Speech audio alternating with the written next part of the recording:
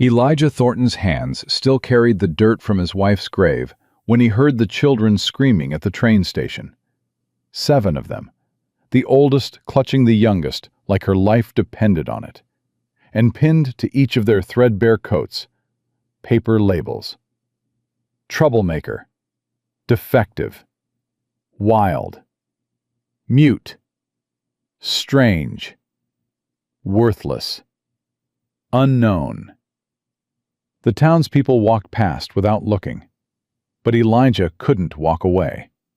Not from those eyes, not from children wearing their rejection like death sentences. If you want to see how one broken man and 7 forgotten children rebuilt what the world tried to destroy, stay with me until the very end. Please subscribe to my channel, hit that like button, and comment below with the city you're watching from.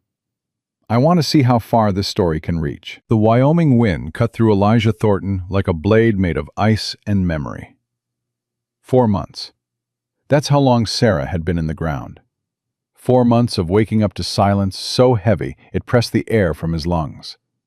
4 months of reaching across the bed in the darkness, finding nothing but cold sheets and the ghost of lavender that still clung to her pillow. He stood at the kitchen window, coffee gone cold in his hands, staring at nothing. The Thornton Creek Ranch stretched out before him. 500 acres of land that used to mean something. Sarah had planted roses by the porch. They were dead now. She'd hung curtains in every window to make the place feel like home. He hadn't opened them since October. "You're not eating again." The voice came from the doorway. Tom Walker, his deputy badge catching the weak morning light, stood with his hat in his hands. "Don't need a nursemaid, Tom. No, you need a friend who'll tell you the truth." Tom crossed to the stove, poured himself coffee from the pot. "You look like death, Eli. When's the last time you slept more than 2 hours?" Elijah didn't answer. Couldn't answer.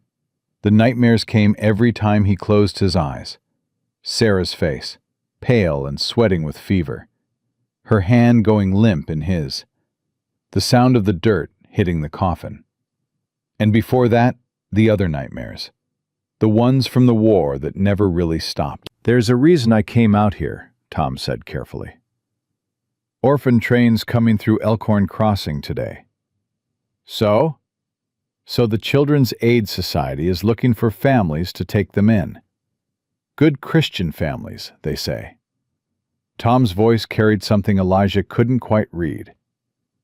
"Thought maybe—" "No." "Eli, I said no." Elijah set down his cup hard enough to crack it.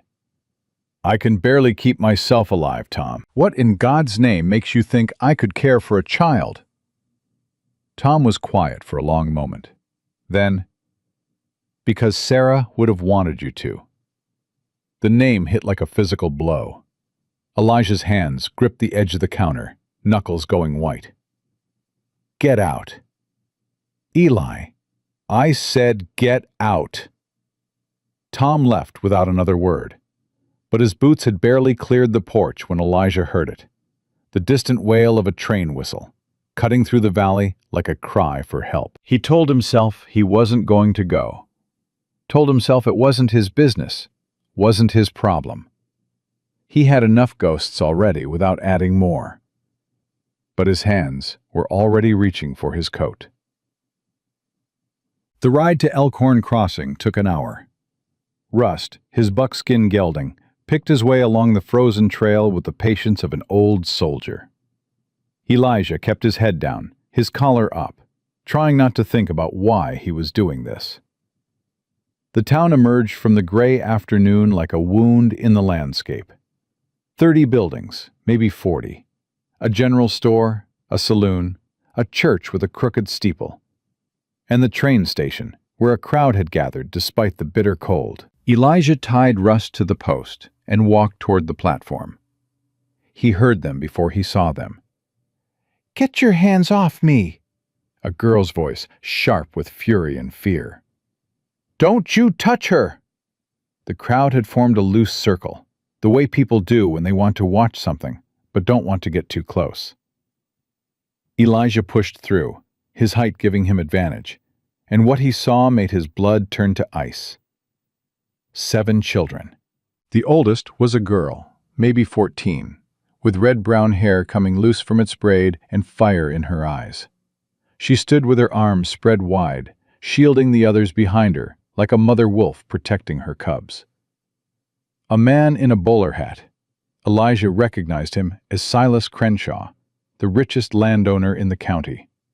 Had his hand wrapped around the arm of a small boy who couldn't have been more than 8. "This one looks strong enough," Crenshaw was saying to the woman beside him. "Could use another hand in the mines. The rest are worthless, but this one, he ain't going nowhere without me."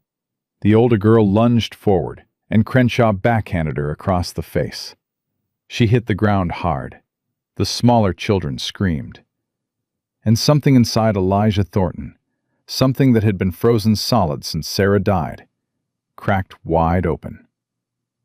He moved before he could think about it. 3 long strides and he was there, his hand closing around Crenshaw's wrist with enough force to make the man cry out. "Let him go." Crenshaw's face went red. "Who the hell do you think?" "I think I'm a man who just watched you strike a child." Elijah's voice was quiet, deadly quiet. The voice he'd used in the war when everything was about to go to hell. "And I think if you don't take your hands off that boy right now, you're going to find out exactly what I learned at Antietam." The crowd had gone silent. Crenshaw's eyes darted to the people around him, looking for support, finding none. He released the boy. The child scrambled backward immediately, pressing himself against the older girl who had struggled back to her feet. Her lip was bleeding. Her eyes were locked on Elijah with a mixture of gratitude and suspicion. "These children are property of the Children's Aid Society," Crenshaw snarled. "You have no right. They ain't property." Elijah turned to face the man fully. "They're children, and unless you got papers saying you've legally adopted that boy, you got no claim to him." "I don't need papers. Nobody wants them anyway." Crenshaw gestured at the children with disgust. "Look at them. The society woman couldn't wait to be rid of them. Said they were nothing but trouble. Unmarriageable, untrainable, unwanted." The word hung in the air like poison. Elijah looked at the children properly for the first time. Really looked. 7 of them, huddled together against the cold. Their clothes were thin and patched, meant for eastern cities, not Wyoming winters. Their faces were hollow with hunger and exhaustion. And pinned to each of their coats, paper labels, written in blocky black letters. The oldest girl, troublemaker. A dark-haired boy who stood silent as a shadow, defective. A round-faced girl with blonde curls, maybe 10, trying desperately to smile, sickly. A smaller boy with a face full of freckles, wild. A serious-eyed girl of 7 who watched everything with unnatural calm, strange. A tiny girl of 5, pressed so close to the oldest she might have been trying to disappear into her, mute. And the smallest, a golden-haired child of 4, clutching a ragged doll, unknown. Elijah felt something twist in his chest, something that might have been rage, might have been grief, might have been both. "Who put these on them?" His voice came out rough, scraped raw. Crenshaw shrugged. "Society woman. Said it was to help families know what they were getting. Truth in advertising, she called it." Truth. Elijah reached out slowly, giving the oldest girl time to flinch away if she wanted to. She didn't. She held perfectly still, her bleeding lip pressed tight, as he unpinned the paper from her coat. Troublemaker. He crumpled it in his fist. Then he moved to the next child, and the next, removing each label, crushing each lie.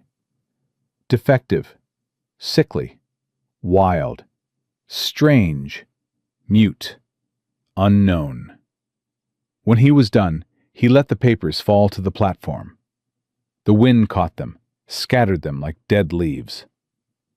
"These children," Elijah said, loud enough for the whole crowd to hear, "are not unwanted." Crenshaw laughed. "Then I suppose you're going to take them? All 7? A bachelor rancher who can barely keep his own stock alive?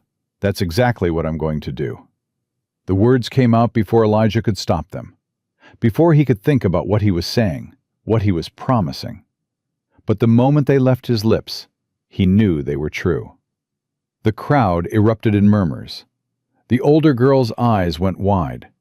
The smaller children pressed closer together, as if afraid to believe what they'd heard. "You're insane," Crenshaw said flatly. "Maybe." Elijah crouched down, bringing himself eye level with the oldest girl. Up close, he could see the exhaustion carved into her young face, the weight of responsibility she'd been carrying for God knew how long. "What's your name?" She hesitated. Her gaze flicked to the children behind her, then back to him. "Grace," she said finally. "Grace Whitmore." "Grace," he repeated it, letting the name settle between them. "I'm Elijah Thornton. I got a ranch about an hour north of here. 500 acres. Big house. Empty rooms." He paused. "Too empty." "Why?" Grace's voice cracked.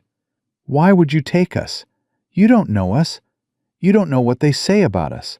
The things we've done. The trouble we—" "I know what I saw." Elijah kept his voice steady. "I saw a girl ready to fight a grown man to protect her family.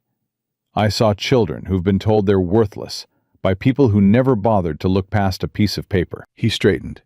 "I'm not asking you to trust me. Trust takes time. But I'm offering you a roof and beds and food. And I'm offering you a choice." "A choice?" "You can come with me and see if maybe things can be different. Or you can stay here and wait for someone else to decide your future." He held her gaze. "It's up to you, Grace. All of you." Grace turned to look at the children behind her. The silent boy, Sam, his label had said, watched with eyes that saw too much. The blonde girl, Hannah, was crying quiet tears. The freckled boy, Billy, had his fists clenched like he was ready to fight the world. Little Maddie stood perfectly still, her lips moving in what might have been prayer. Lucy clung to Grace's coat with both hands, and the smallest one, Abby, had her face buried against Lucy's shoulder. Grace knelt down. She whispered something to each of them, listened to their responses, watched their faces. Then she stood and faced Elijah.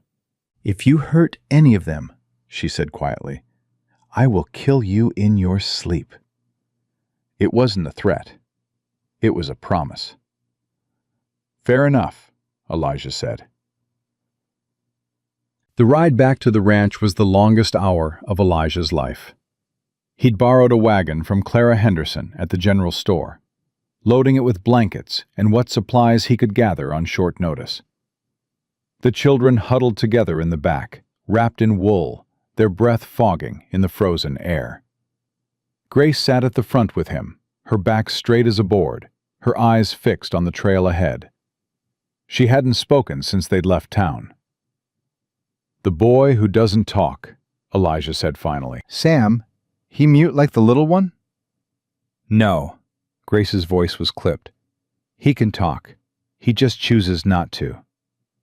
"Why?" "That's his business." Elijah nodded slowly. He understood about keeping secrets, about the things that lived in your chest that you couldn't put into words. "The small one," he tried again. "Abby. Her label said unknown. What does that mean?" Grace's jaw tightened. "Means nobody knows where she came from. She was on the train when it left New York, but she wasn't on the society's list. No papers, no records, nothing. Just a little girl in a blue dress, holding a doll." "And you took her in anyway." "What else was I supposed to do? Leave her?" "No." Elijah glanced back at the wagon, at the tangle of small bodies trying to keep warm. You did right." Something in Grace's posture softened, just slightly, but her voice stayed hard. "You should know something, Mr. Thornton." Elijah. "Mr. Thornton." She emphasized the formality deliberately. "We've been through 12 placements in 2 years. 12 families who decided we were too much trouble, too many mouths to feed, too wild, too strange, too broken." She turned to look at him directly. "Every single one of them made promises at the start, and every single one of them broke them." "I ain't them." "That's what they all said." Elijah didn't argue. He couldn't. She was right to be suspicious, right to guard her heart and the hearts of those children she'd been protecting for so long. All he could do was prove her wrong, one day at a time. The ranch house loomed out of the twilight like a ghost made of wood and memory. Elijah pulled the wagon up to the porch and climbed down. Behind him, he heard small voices stirring, the first sounds he'd heard from most of the children since they'd left the station. "This is your place?" Billy's voice, full of disbelief. "All of it?" "All of it." "It's huge." "It's cold," Grace said flatly. "Look at the chimney. No smoke. When's the last time you had a fire going?" The question stung more than it should have. Elijah didn't answer. He led them inside, and the cold emptiness of the place hit him fresh, the way it always did. The dark hearth, the dishes in the basin, the dust on every surface, the curtains still drawn against a world he hadn't wanted to face. Right. He moved to the fireplace, grabbing kindling, trying to ignore the way 7 pairs of eyes followed his every movement. "I'll get this going." "Grace, there's a kitchen through that door. Should be some canned goods in the pantry. Sam?" The silent boy looked at him with those 2 old eyes. "Can you check the barn? There's a horse in the back stall. He'll need water and hay." Sam didn't respond, but after a moment he moved toward the door. "I'll help him," Billy announced, already following. "Stay together," Grace called after them. "Both of you. And be careful." The fire caught. Elijah fed it carefully, coaxing the flames higher until they began to fill the room with warmth and light. He turned to find the remaining children watching him with varying degrees of fear and exhaustion. Hannah had her arm around Maddie. Lucy was pressed against Grace's side, as always. And little Abby was staring at something on the mantel. Elijah followed her gaze and felt his heart stop. Sarah's photograph. The one from their wedding day. He'd forgotten to put it away, to hide it like he'd hidden everything else that hurt too much to look at. "Pretty lady," Abby said softly, the first words she'd spoken. "Yes," Elijah's voice came out rough. "She was." "Where is she?" The question, innocent and devastating, hung in the air. "She's—" he swallowed hard. "She's gone, sweetheart. She passed away a few months ago." Abby nodded slowly, processing this with the simple acceptance of the very young. Then she looked up at him with those strange, familiar eyes. "My mama went away too," she said. "But she said someone would take care of me. She promised." Something about the way she said it, something about her face, the shape of her eyes, the way she tilted her head, made Elijah's chest constrict.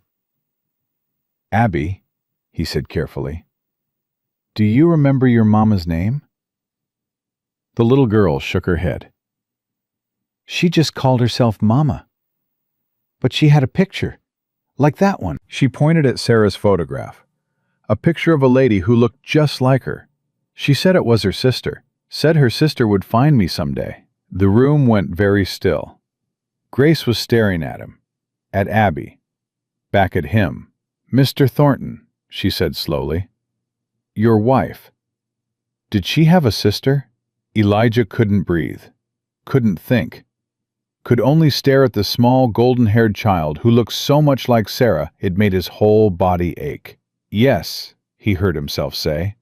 She did. Emily, younger by 3 years. She went to California before we were married. We lost contact when... He stopped. The pieces were falling into place with terrible clarity. Emily had written once, years ago, said she'd gotten married, said she was happy, and then silence. Sarah had worried, had wanted to go find her, but the journey was long and expensive, and there was always something else that needed doing first. And now Sarah was gone. And Emily was gone too, apparently. But Emily's daughter was standing in his living room. "Oh God," Elijah breathed. "Oh, dear God."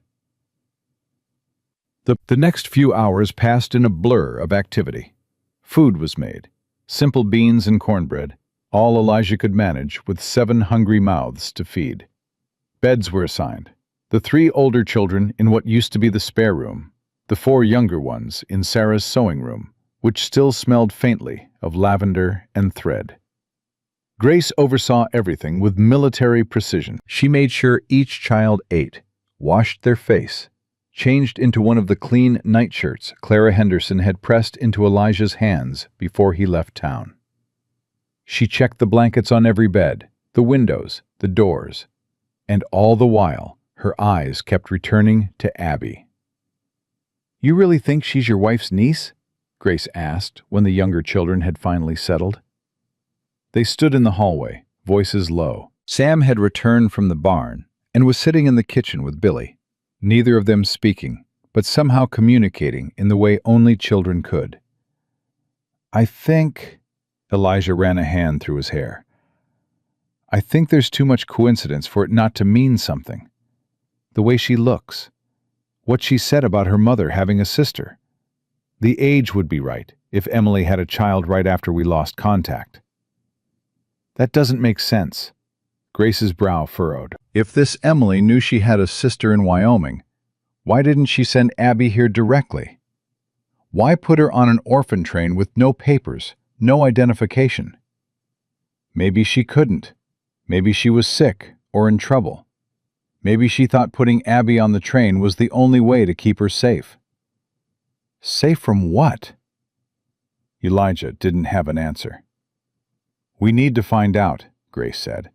"We need to know for sure, for Abby's sake." "Agreed." Elijah met her eyes. "I'll write to the society first thing tomorrow. See if there's any record of where she came from, who put her on that train." Grace nodded slowly. Then, for the first time since he'd met her, she looked uncertain, young, like the 14-year-old girl she actually was, instead of the hardened survivor she'd been forced to become. "Mr. Thornton?" "Elijah." She ignored the correction. "What happens if it turns out she is your wife's niece? Does that mean you'll keep her? Just her?" The question cut deep, because he understood what she was really asking. What about the rest of us? "Grace," he waited until she looked at him. "I didn't bring you all here because of blood. I brought you here because you needed a home, and I had one to give. That doesn't change based on who's related to who." "But..." "No buts. You're all here. You're all staying. Unless you decide you don't want to." She studied him for a long moment, searching his face for the lie, the catch, the moment when the promise would break like all the others. She didn't find it. "We'll see," she said finally, and walked away to check on the children one more time. Elijah stood alone in the hallway, listening to the creak of floorboards, the whisper of small voices, the sound of a house that wasn't empty anymore. He thought about Sarah, about the children she'd wanted and never had, about the way she would have loved these 7 broken, beautiful, resilient kids. And he made a promise, not out loud, but in the deepest part of his heart, where promises actually meant something. "I'll take care of them, Sarah. All of them. I'll do right by them if it's the last thing I do." The wind howled outside, bitter and cold. But inside, the fire burned steady and warm. And for the first time in 4 months, Elijah Thornton had a reason to keep it burning. He found sleep that night, fitful and shallow, but sleep nonetheless. And in his dreams, Sarah smiled at him from somewhere far away, and 7 children ran laughing through a garden full of roses that hadn't died after all. The first morning came too soon. Elijah woke to the sound of breaking glass and a child's scream. He was out of bed and down the hall before his eyes fully opened, his heart pounding with the old war instincts that never really went away. Billy stood in the kitchen, frozen, a shattered jar of preserves at his feet, and red jam spreading across the floorboards like blood. I didn't mean to, the boy whispered, his freckled face gone white. I was just hungry. I didn't mean to. Please don't. He flinched backward, arms coming up to shield his head. Elijah stopped cold. He recognized that flinch, had seen it in soldiers who'd been beaten by their commanding officers, in horses broken by cruel hands. Billy. He kept his voice low and even. Look at me. The boy's arms stayed up. Billy, I'm not going to hit you. I need you to hear that. I'm not going to hit you. Slowly, so slowly, Billy lowered his arms. His eyes were wet, but he wasn't crying. Elijah suspected this was a boy who'd learned a long time ago that crying made things worse. It was an accident, Elijah said. Accidents happen, you understand? Billy nodded, still tense as a coiled spring. Now, you said you were hungry? Another nod. Then let's get you fed proper. But first, we need to clean this up. You know where the broom is? No, sir. Pantry, left side. Go on and fetch it. Billy moved like he expected a blow to come the moment his back was turned. But when none came, when he returned with the broom and found Elijah already kneeling to pick up the larger pieces of glass, something in his rigid shoulders eased just a fraction. They cleaned the mess together in silence, and when it was done, Elijah made breakfast: eggs, bacon, biscuits from a recipe Sarah had taught him years ago that he hadn't made since she died. The smell brought the others. Grace appeared first, her hair loose and wild from sleep, her eyes sharp as she assessed the situation. Then Sam, silent as always, sliding into a chair without a word. Hannah came next, yawning, with Maddie and Lucy following close behind. Abby was last, clutching her ragged doll, her golden hair tangled. 7 children at his kitchen table. 7 faces turned toward him with varying degrees of suspicion and hope. Eat, Elijah said, setting plates down. We got a lot of work to do today. Grace's eyes narrowed. What kind of work? Ranch work. Animals need tending. Fences need mending. Place has gone to hell while I've been... He stopped himself. While I've been away. You mean while you've been grieving, Maddie said quietly. Her dark eyes were far too knowing for a 7-year-old. It's all right to say it. God understands grief. He made us capable of it so we would know the value of what we've lost. The table went silent. Elijah stared at the small, serious girl who spoke like a preacher twice her age. That's a wise thing to say, Maddie. My papa used to say it. He was a minister. Her voice didn't waver. Before the bad men killed him and Mama on the road. Hannah let out a small sound of distress. Grace reached over and put her hand on Maddie's shoulder. The little girl didn't seem to need the comfort. She'd stated the fact with the same calm she might use to describe the weather.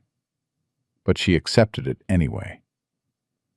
I'm sorry, Elijah said, for what happened to your parents. It was God's will, Maddie replied. I don't understand it yet, but I will someday. Billy snorted. God's will. If God wanted to do something useful, maybe he should have stopped those men instead of letting them... That's enough, Grace cut in sharply. We don't talk about that. Why not? It happened. Pretending it didn't. I said that's enough. The tension in the room spiked. Elijah could feel it. The old wounds pressing against thin scars, threatening to break open. "Eat your breakfast," he said firmly. "All of you. We can talk about God and what He does or doesn't do later. Right now, food, then work." Billy scowled, but returned to his eggs. Maddie bowed her head in what might have been prayer, and Grace watched Elijah with those assessing eyes, measuring him against some internal standard he couldn't see. He wondered if he was passing or failing. The morning passed in a blur of activity. Elijah assigned tasks based on what he'd observed the night before. Sam and Billy would help with the horses. Sam because he moved like someone who understood animals. Billy because the boy clearly needed physical outlet for the energy that crackled through him like lightning. Grace would manage the house with Hannah's help. The older girl had clearly been doing this for years, keeping the younger ones fed and clothed and alive. Elijah wasn't about to take that role from her. Maddie would organize the pantry. Her methodical nature seemed suited to it, and Lucy and Abby would stay close to Grace, because Lucy wouldn't let go of the older girl's hand, and Abby was too young for real work anyway. "You're giving us chores," Grace said when he finished explaining. It wasn't a question. "I'm giving you responsibilities. There's a difference." "Is there?" "Chores are what you make children do to keep them busy. Responsibilities are what you'd give people you're counting on to help." Elijah met her gaze steadily. "I need help, Grace. This ranch is too much for one man. I thought I could manage it alone, but I was wrong. So yes, I'm asking all of you to work.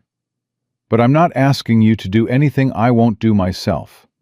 And I'm not asking you to do it without reward." "Reward?" "Room and board, for starters. Education. I'll teach you all to read and write proper, those who don't know already. And when you're old enough, if you want to stay and work the ranch for real, I'll pay you fair wages, same as any hand." Grace's expression flickered. Surprise, maybe, or disbelief. "Nobody's ever offered us wages before," she said slowly. "Most families we stayed with treated us like free labor. Work us till we dropped, then throw us out when we got too troublesome." "I ain't most families." "No."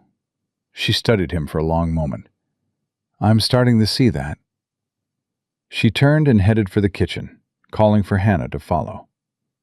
And Elijah allowed himself a small breath of relief. One conversation at a time, one moment at a time. That was how trust got built. The barn was cold but dry, and the animals were restless after a night without proper attention. Elijah walked Sam and Billy through the morning routine, watering the horses, mucking the stalls, laying fresh hay. Sam moved with quiet competence, like he'd done this before, though he never said a word. Billy threw himself into the work with reckless energy, talking constantly to fill the silence his companion wouldn't. "So this is your horse, Rust? That's a good name. He's big. Is he fast? I bet he's fast. I used to know a guy who had a horse, but it wasn't this big. It was more like a pony, really. You ever ridden a pony? Ponies are mean. Meaner than big horses. At least that's what I heard. Hey, Sam, you ever ridden a pony?" Sam shook his head, a ghost of amusement crossing his face. "Yeah, me neither. But I want to learn to ride a real horse, a big one like this. You think Mr. Thornton would teach me? You think—" "Billy." Elijah's voice cut through the chatter. "Breathe." The boy stopped, looking almost guilty. "Sorry, I talk too much. Everyone says so. The lady at the orphanage said my mouth was going to get me killed someday. Said nobody wants a boy who won't shut up." "She was wrong." Billy blinked. "She was?" Talking isn't a sin, and being curious isn't a character flaw. Elijah hefted a bale of hay. "But there's a time for words and a time for work. Right now, we work. Save the questions for supper. You'll answer them? At supper? If I can. Billy's whole face lit up. It was such a pure expression of hope that Elijah had to look away, his chest tight. How long had it been since anyone promised this boy anything? How many times had those promises been broken? Sam, who had been watching the exchange with those two perceptive eyes, moved closer to Billy. Not touching him, not speaking, but present, supportive. These children protected each other, Elijah realized. They were a unit, a family forged not by blood, but by shared suffering. Each one had a role. Grace the leader, Sam the silent guardian, Hannah the peacemaker, Billy the lightning rod, Maddie the old soul, Lucy the shadow, Abby the innocent. They'd survived by clinging to each other when the world tried to tear them apart. And now it was Elijah's job to make sure they never had to cling so desperately again. Midday brought unexpected visitors. Elijah heard the horses first, 3 of them approaching at a steady trot. He set down the fence post he'd been working on and walked to the front of the house, one hand resting casually near his hip where his revolver hung. Silas Crenshaw sat astride a black stallion, flanked by 2 men Elijah didn't recognize. Ranch hands, from the look of them, with the hard eyes of men who followed orders without asking questions. Thornton. Crenshaw's voice carried the oily smoothness of a man used to getting what he wanted. We need to talk. So talk. Crenshaw dismounted, brushing dust from his expensive coat. I've been thinking about our conversation at the station yesterday. I may have been hasty. Those children are mine now. Are you certain about that? Crenshaw smiled, showing too many teeth. You're a widower, Thornton. No wife, no family, no one to vouch for your character. The territorial court takes a dim view of single men trying to raise children. Especially 7 of them. Especially children who've already been labeled as problematic. Those labels were lies, and you know it. Do I? Crenshaw spread his hands in the gesture of false innocence. I know what I saw. A girl who attacked me in public. A boy who refuses to speak. A child so strange that other children won't go near her. These aren't normal children, Thornton. They're damaged goods. Elijah felt the old anger rising, the same anger that had carried him through the war, through the dark years after. He forced it down. What do you want, Crenshaw? Straight to business. I respect that. Crenshaw moved closer, lowering his voice. Here's my offer. You give me the 2 boys. They're strong enough to be useful, and I'll forget about the assault yesterday. I'll even throw in a good word with the territorial authorities when they come asking questions about your little experiment. No. Think carefully, Thornton. You're one man against the weight of the law. I have friends in the territorial government. Friends who would be very interested to hear that an unstable war veteran with no experience raising children has taken in 7 orphans without proper authorization. I have authorization. Papers filed with the court in Laramie. Crenshaw's smile faltered, just for a moment. Papers can be challenged, especially when there are concerns about the welfare of the children involved. Is that a threat? It's a friendly warning. Crenshaw remounted his horse. I'm a patient man, Thornton. I can wait. But those children would be better off with families who know how to handle them. Families who can give them discipline, structure, purpose. Like working in your mines? Like contributing to society instead of being a burden on it. Crenshaw gathered his reins. Think about my offer. I'll be back. He rode away, his men following. Elijah watched until they disappeared over the ridge, then turned to find Grace standing on the porch. Her face was pale, but her voice was steady. He's going to try to take us. He's going to try. The families who got rid of us before, some of them were paid. By men like him. Men who wanted workers, not children. Grace's hands were clenched at her sides. He'll find a way. They always do. Not this time. How can you know that? Elijah walked toward her, stopping at the bottom of the porch steps. Because I've faced men like Crenshaw before. In the war, in business, in every town I've ever lived in. Men who think they can take what they want just because they have money and power. And they all made the same mistake. They assume that because I'm quiet, I'm weak. Because I don't make threats, I won't fight back. He held her gaze. I will fight back, Grace. For all of you. To my last breath, if that's what it takes. Something shifted in her expression. Not trust. That would take longer. But something close to it. Recognition, maybe. Of a kindred spirit who understood what it meant to protect the people who depended on you. The others are scared, she said quietly.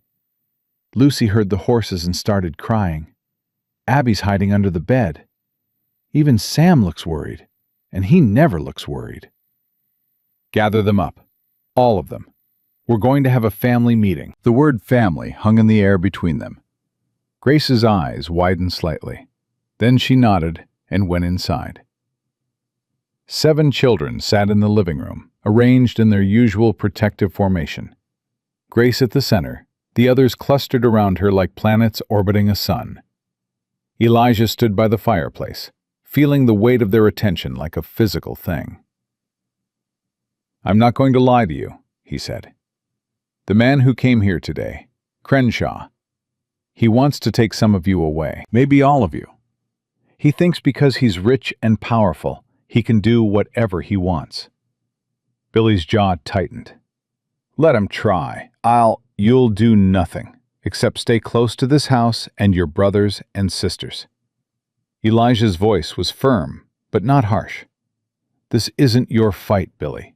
It's mine. But no buts. I'm the adult here. It's my job to protect you. Your job is to trust that I can. Trust. Grace's voice was bitter. We've trusted adults before. It never ends well. I know. Elijah crouched down, bringing himself closer to their level. I know you've been let down. I know every promise that's ever been made to you has been broken. I know you've got no reason to believe me when I say I'm different. He paused, looking at each face in turn. Sam's guarded watchfulness, Hannah's hopeful fear, Maddie's eerie calm, Billy's coiled tension, Lucy's silent terror, Abby's wide-eyed confusion, and Grace. Grace who carried all of them on her thin shoulders. But I'm asking you to give me a chance, Elijah continued. Not forever, just for now. Just long enough for me to prove that I mean what I say. Can you do that? Silence. Then Abby slid off her chair and padded toward him, her ragged doll dangling from one hand. She stopped directly in front of him and looked up with those familiar blue-gray eyes. The pretty lady in the picture, she said. Was she nice? Elijah's throat tightened. Yes, sweetheart. She was very nice. She looks like my mama. Abby reached out and put her small hand on his cheek. Mama said to trust the people who have kind eyes. You have kind eyes. Sad, but kind. Abby, Grace started forward, but Elijah held up a hand. It's all right. He covered Abby's small hand with his own. Thank you, Abby. That means more than you know. The little girl smiled, a real smile, bright and trusting, then turned and climbed into his lap like it was the most natural thing in the world. Elijah froze. He hadn't held a child since... Abby settled against his chest with a small sigh of contentment, and something that had been locked tight inside him for months cracked open just a little bit more. Well, Hannah said softly, I guess that settles it. Settles what? Billy demanded. Abby likes him. Abby's never wrong about people. That's not, she's right. Maddie's calm voice cut through the argument. The Lord speaks through the innocent. If Abby trusts him, there's a reason. Grace was watching the scene with an unreadable expression. Her gaze moved from Abby, curled trustingly in Elijah's lap, to his face, searching for something. Whatever she found must have been enough. "Fine," she said quietly. "We'll give you a chance. But if you hurt any of them—" "You'll kill me in my sleep. I remember." The ghost of a smile crossed her face. "Good. Don't forget it." That night, after the children had gone to bed, Elijah sat alone in the kitchen with a cup of coffee and Sarah's photograph. "You'd know what to do," he said softly. "You always knew what to do with people, how to make them feel safe, how to help them heal." The photograph didn't answer. Sarah's smile remained frozen, unchanged. "I think the little one might be Emily's daughter. I think she might be your niece, Sarah. Your blood. The family we always wanted." He touched the glass gently. I'll take care of her. "All of them, I promise." A floorboard creaked. Elijah looked up to find Sam standing in the doorway, silent as a ghost. They stared at each other for a long moment. The boy who wouldn't speak, and the man who'd spoken too little for months. Then Sam moved to the table and sat down across from Elijah. He didn't say anything. He didn't need to. His presence was a statement all its own. "I'm watching you. I'm waiting to see who you really are." Elijah nodded slowly. You want some coffee? Sam considered this, then shook his head. "Smart boy. Stuff'll stunt your growth." Elijah took a sip of his own. "You don't have to trust me, Sam. Not yet. But I hope someday you will." Sam's expression didn't change, but he didn't leave either. They sat together in the quiet kitchen, the fire crackling softly, the wind whispering outside. Two wounded souls keeping watch over a house full of sleeping children. It wasn't trust, not yet. But it was a start. The days that followed fell into a rhythm. Mornings began before dawn, with Elijah stoking the fire and starting breakfast while the children slowly emerged from their rooms. Grace was always first, followed by Sam, then the others in a gradual trickle. Billy's energy seemed limitless. He attacked every task with fierce determination, as if proving his worth would somehow make him impossible to abandon. Elijah had to remind him constantly to slow down, to be careful, to rest. "I don't need rest," Billy insisted, after nearly running headfirst into a fence post. "I'm not tired." "Your body says different." Elijah caught the boy's arm and steered him toward the porch. "Sit, drink some water. Then you can go back to work." "But that's not a request." Billy sat, scowling. But when Elijah brought him a cup of water, the boy drank it all without protest. "Nobody ever made me stop before," Billy said quietly. "At the other places, they just let me work until I collapsed. Then they'd get mad that I wasn't useful anymore. That's not how things work here." "Why not?" "Because you're a child, Billy, not a machine. You need rest, food, and time to just be a kid. That's not weakness. That's being human." Billy stared at him like he was speaking a foreign language. Maybe, to this boy who'd been treated like disposable labor his whole life, he was. Hannah proved to be a natural mediator. When tensions rose between the children, and they rose often, 7 traumatized kids crammed into close quarters, she was the one who smoothed things over with gentle words and patient listening.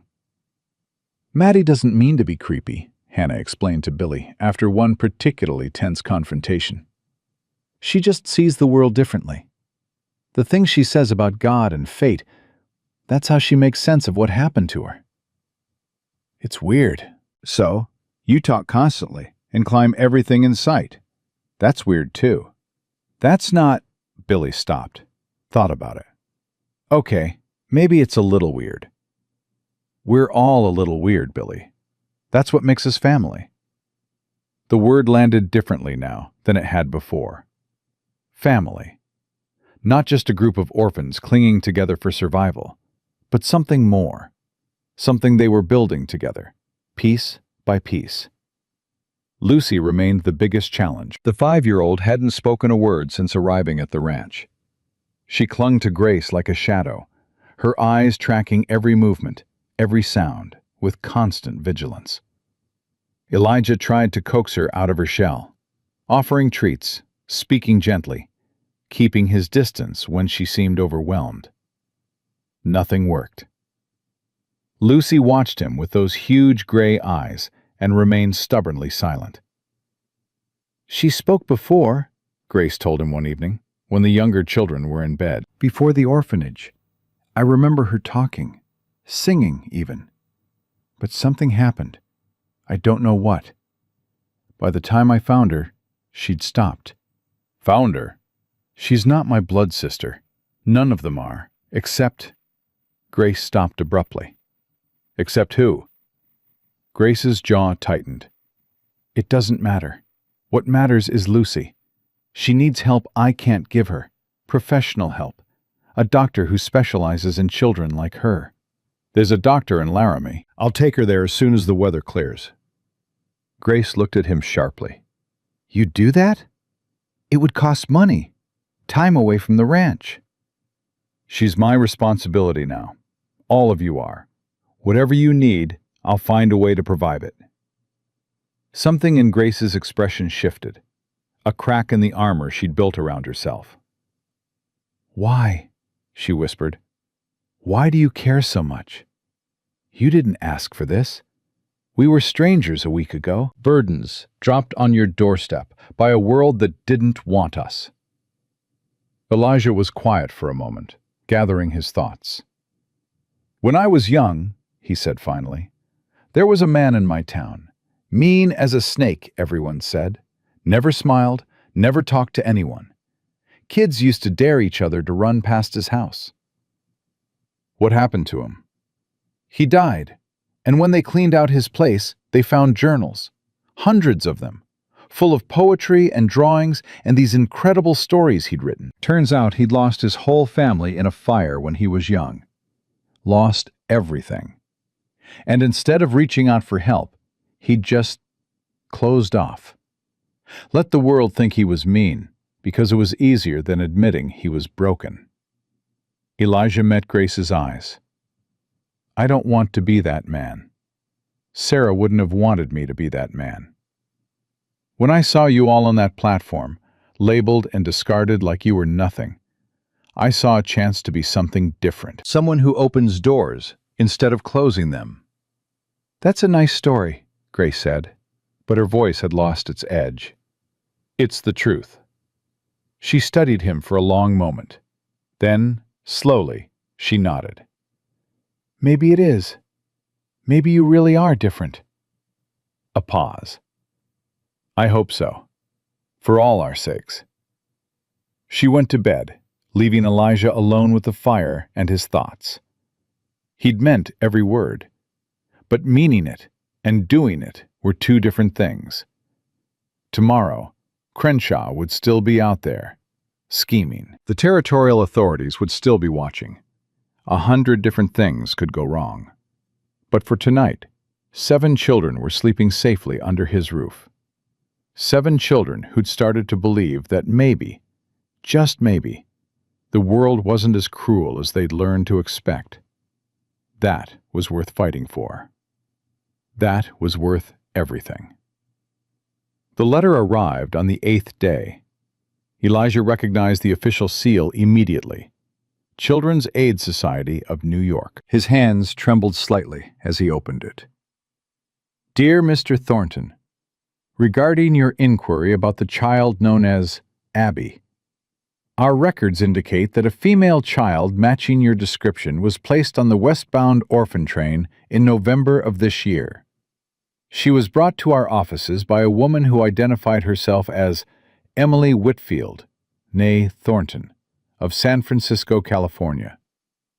Mrs. Whitfield was gravely ill at the time of surrender. She provided no documentation for the child, except a brief note stating that the girl's name was Abigail and requesting that she be placed with a good family. Mrs. Whitfield passed away 2 days later at St. Mary's Hospital. She is buried in an unmarked grave at the city cemetery. We were unable to locate any relatives of Mrs. Whitfield or the child.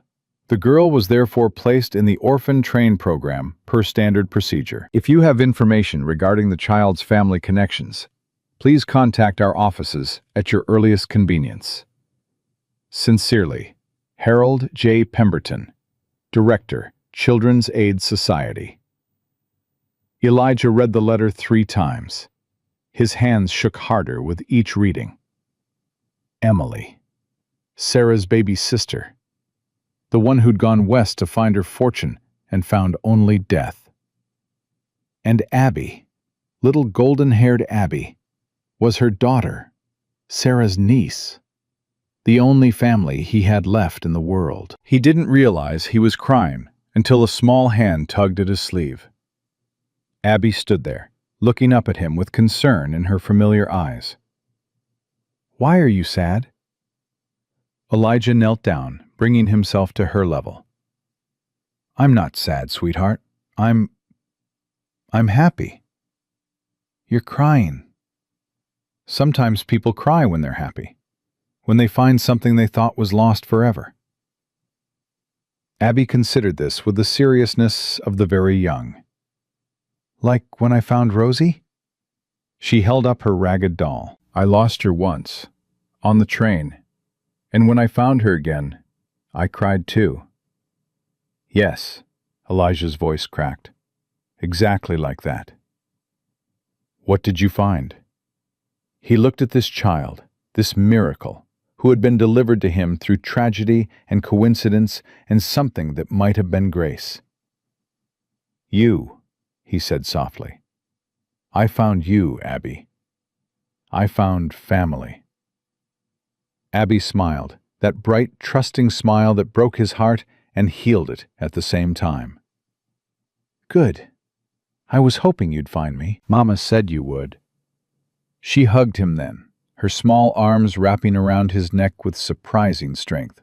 And Elijah held her close, this gift from his dead wife's dead sister, and let himself believe that maybe God was paying attention after all.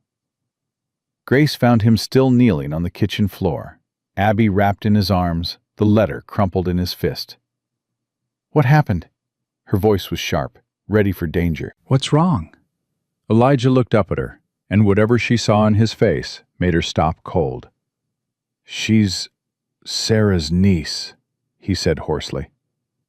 "Abby. She's my wife's blood. Her sister Emily. She died in New York. Alone. Sick. She put Abby on that train hoping someone would find her, take care of her." Grace's eyes moved to the little girl, still clinging to Elijah's neck. "You're sure?" The society confirmed it. Emily Whitfield, née Thornton. It's all here. He held up the letter with trembling fingers. "Sarah wanted children so badly. We tried for years. And now her sister's daughter is here." Grace's voice softened in a way Elijah had never heard before. "That's not coincidence. That's fate." "Maddie would say it's God's will." "Maybe Maddie's right." Abby pulled back from Elijah's embrace, looking between the two adults with curious eyes. "Why is everyone acting funny?" "Because we just found out something important," Grace said, kneeling down beside them. "Something good." "What?" Grace looked at Elijah. He nodded. "Mr. Thornton's wife," Grace said gently, "was your mama's sister. That means he's your uncle, Abby. Your real family." Abby's face scrunched up in concentration. Like a papa?" The question hung in the air. Elijah felt his heart stutter. "If you want," he managed. "Only if you want." Abby considered this with the gravity of a judge delivering a verdict. Then she reached out and touched his face again, the way she had on that first night. Mama said family would find me. She said to wait and be brave, and family would come. Abby smiled. You came. Elijah pulled her close again, burying his face in her golden hair so the others wouldn't see the tears streaming down his cheeks. Grace stood quietly, giving them the moment. But when Elijah finally composed himself, he saw something new in her expression. Not just acceptance, but understanding. You really aren't going to give us up, she said. It wasn't a question this time. Never. She nodded once, then turned and walked away. But at the doorway, she paused. The others need to know about Abby, about what she is to you. I'll tell them, tonight at supper. Good. A hesitation. And Elijah? It was the first time she'd used his given name.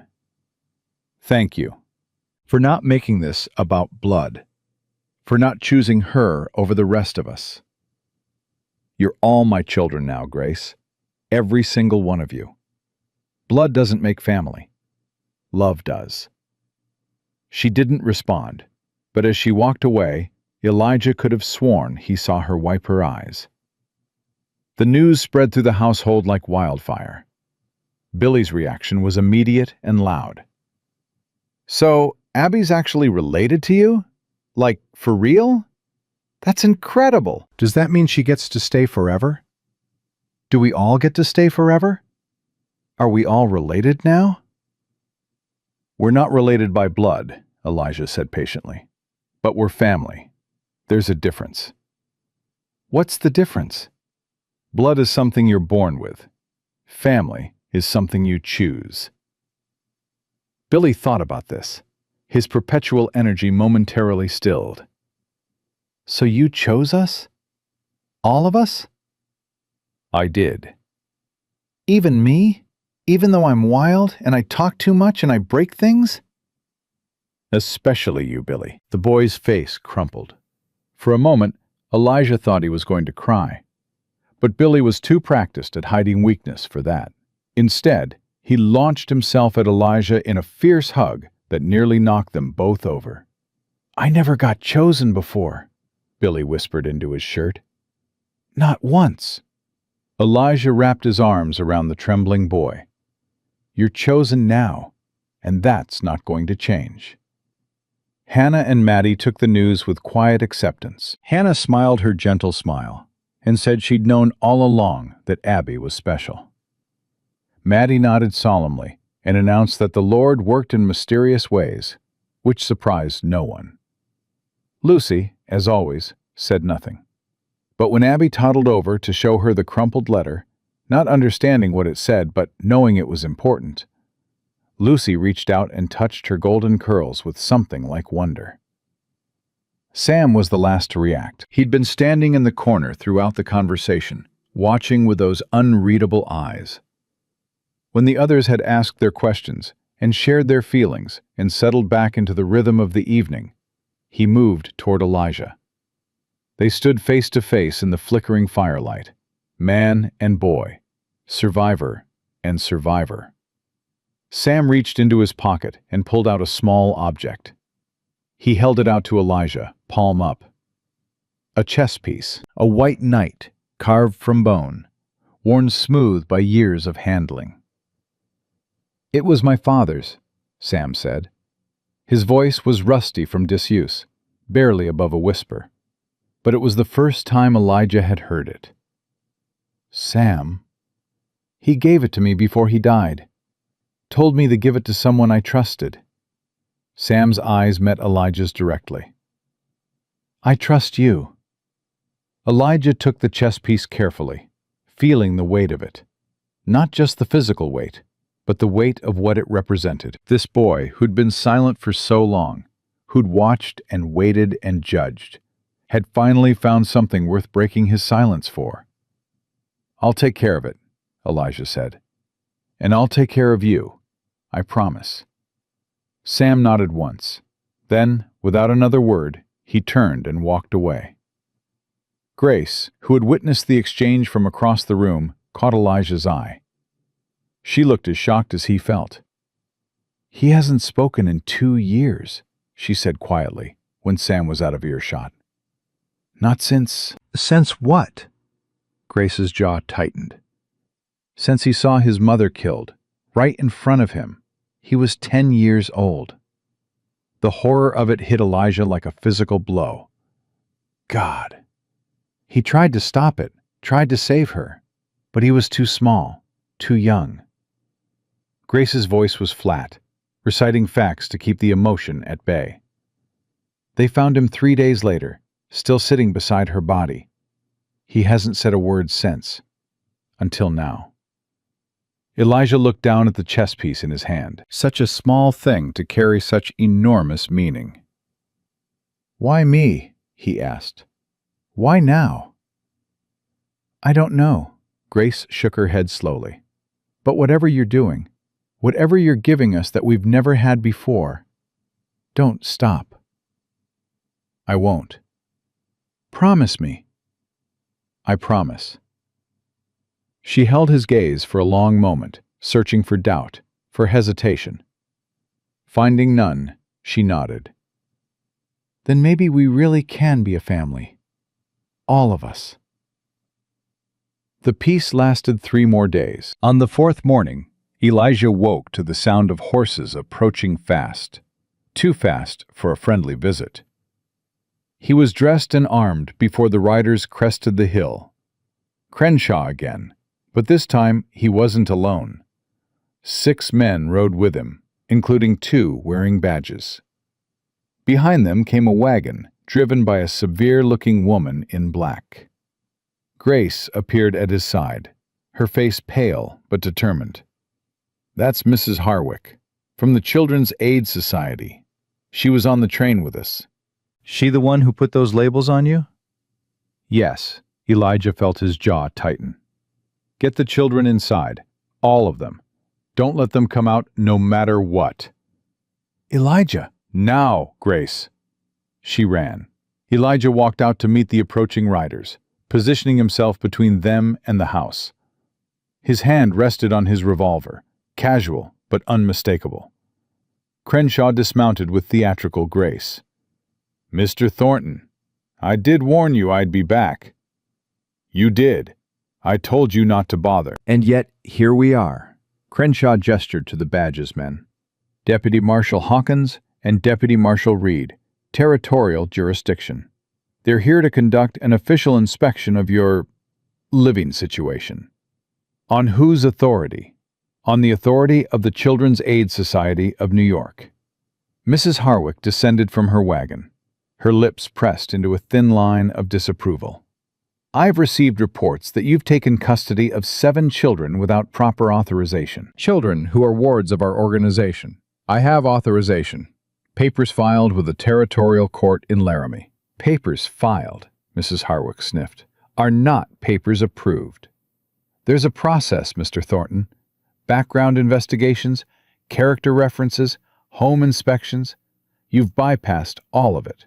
I bypassed nothing. I took in children who were abandoned on a train platform in the middle of December. Children your organization had labeled and discarded, like damaged merchandise.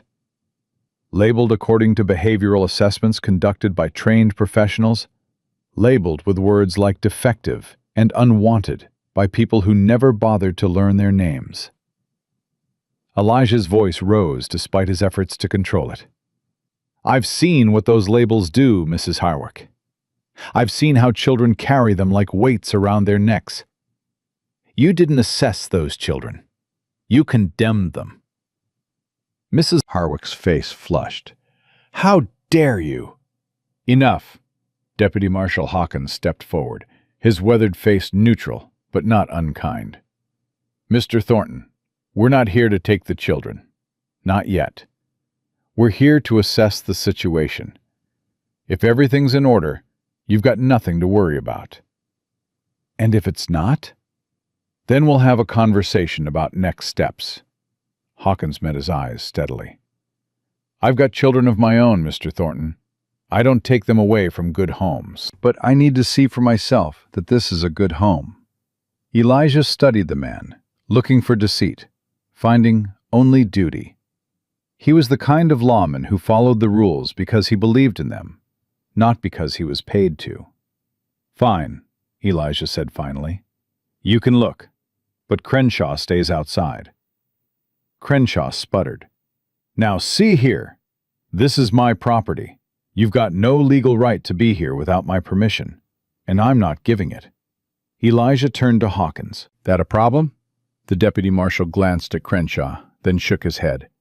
"Mr. Crenshaw is a concerned citizen who brought this matter to our attention. His presence inside isn't required." Crenshaw's face went red with fury, but he had no grounds to argue. He retreated to his horse, fuming. Elijah led Hawkins, Reed, and Mrs. Harwick into the house. The children were gathered in the living room, exactly as he'd told Grace to arrange them. 7 faces turned toward the intruders with varying degrees of fear and defiance. Grace stood at the front, chin lifted, eyes blazing. Behind her, Sam had positioned himself protectively near the younger children. Billy's fists were clenched. Hannah had her arms around Maddie and Lucy. Abby clutched her doll and watched with wide eyes. Mrs. Harwick's gaze swept over them with clinical detachment. "I see they're all present. Good. I'll need to interview each of them individually." "No!" Grace's voice cut through the room like a blade. "Excuse me?" "I said no. You don't get to separate us. You don't get to take us into rooms alone and ask us questions designed to make us say what you want to hear." Grace stepped forward, trembling with anger. "I know how this works. You did it at the orphanage. You did it on the train. You twist things until the truth doesn't matter anymore." "Young lady." "My name is Grace. Not young lady, not troublemaker. Grace." Mrs. Harwick's face tightened. "This is exactly the kind of defiance I documented in my reports. This child has a history of—" "This child," Elijah interrupted, "has a history of protecting her family when adults failed to do so. That's not defiance. That's courage. You're romanticizing dysfunction, Mr. Thornton, and you're pathologizing survival." He moved to stand beside Grace, a united front. "You want to interview the children? Fine, but you do it here, in front of me, where everyone can hear the questions and the answers. That's the deal." Hawkins looked between them, then nodded slowly. "That seems reasonable, Mrs. Harwick." "It's highly irregular." "So is labeling children as defective." Hawkins's voice held an edge. "Ask your questions. Let's get this done." The interviews that followed were tense. Each question a potential trap. Each answer a tightrope walk. Mrs. Harwick asked about sleeping arrangements, about food, about work expectations, about discipline. "Has Mr. Thornton ever struck you?" she asked Billy. "No, ma'am." "Raised his voice in anger?" "Only when I was about to do something stupid that would have gotten me hurt. That's not anger. That's caring." "Has he made any of you work beyond your physical capabilities?" "He makes us rest when we're tired," Hannah answered softly. "Even when we don't want to. He says children aren't machines." "Has he ever touched any of you inappropriately?" Grace's face went white with rage. "How dare you?" "It's a standard question. It's an insult." Grace's voice shook. "Elijah Thornton is the first adult who's ever treated us like human beings instead of problems to be solved. He teaches us. He feeds us. He stays up at night when we have nightmares. He's never once made any of us feel unsafe."